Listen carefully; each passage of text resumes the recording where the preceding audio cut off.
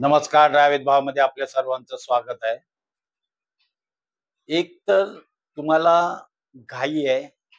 दुसरी गोष्ट तुम्हाला जर दुसऱ्या दुसऱ्या दिशेला जर जायचं आहे, राईट टर्न मारायचा आहे, तर तुम्ही ज्या दिशेकडून गाडी आणली ना, त्या दिशेकडून येताना ना, त्या मोठा रोड आहे. तुमच्या एकट्या बापाचा रोड नाही तो. दिसतोय तो मोठा रोड हायवे सारखा दिसतोय. याचा अर्थ तुम्ही गाडी हळुवारपणे रस्त्यावर आणायला पाहिजे होती. पण तसं झालं नाही. पहिला हा व्हिडिओ बघा, नंतर आपण बोलू.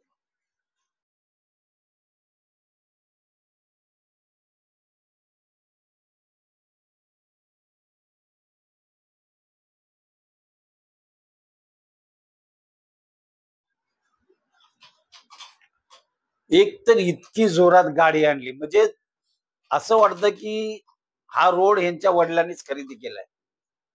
इतर त्या रोडवर कुठली वाहनं नाही चालणार. विचार करा. दुसरी गोष्ट, बाईकवाला सुद्धा विरुद्ध दिशेने येतोय. त्याचे परिणाम त्याला भोगावे लागले. म्हणजे तुमचा एक चुकी. कारण कारवाल्याला काय वाटलं, की मी सरळ निघून जाईल, कारण तो त्याच्या लेनमध्ये आहे.